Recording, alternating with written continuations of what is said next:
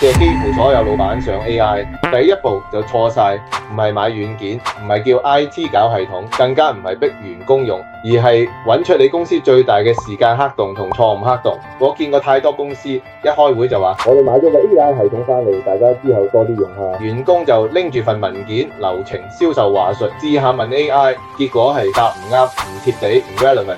員工自然覺得唔準，主管覺得又多咗樣嘢要教，到最後個系統用咗2日就冇人再開。老闆望住啲數字，又會忍唔住問一句：點解你哋唔用 AI？ 但係講真，真正問題從來都唔係 AI 準唔準，而係你公司本身冇啲嘢俾佢準。公司啲知識散喺 WhatsApp、散喺人腦度。Top sales 嘅簽單話術喺佢嘅經驗度，資深客服處理投訴嘅手法，永遠係講唔晒出嚟嗰啲細微感覺。流程文檔咧，永遠都係舊嘅。你寫落流程圖嘅嘢，落到一線，其實完全唔係咁做嘅。你喺一個混亂、靠口傳、靠關鍵人撐住嘅知識環境入邊，錯一個 AI 系統落去，佢點可能幫到你？我講一句好坦白嘅說話，老闆你冇走錯，你只係走快咗。你由工具入手。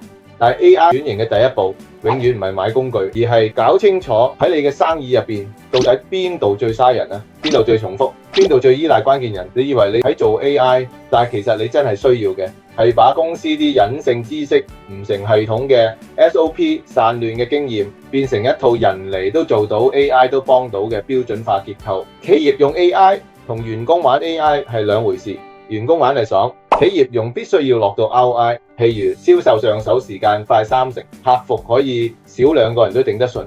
新人講嘅說話同老員工差唔多水準。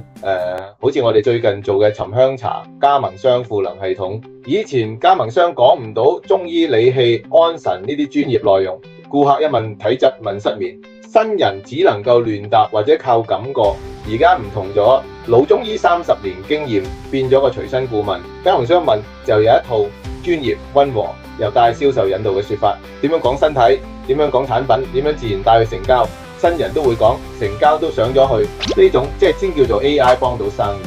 真正卡住中小企嘅，從來唔係技術，而係結構流程唔清晰，知識唔成系統，職責唔明確，標準唔統一。你唔處理呢啲，買幾貴嘅 AI 都只會變成裝飾品嘅。所以如果你問我 Terry，AI 轉型第一步應該點開始啦？我會同你講咧，唔好急住買工具，就先問自己一個問題：如果 AI 真係幫到你，你最希望佢幫你減少邊2個人嘅工作量？咁答案一出，你就會知道你要萃取嘅係咩知識，你要梳理嘅係咩流程，你要標準化嘅係咩步驟。做咗呢一步 ，AI 自然落得地。你只係需要一個正確嘅起點。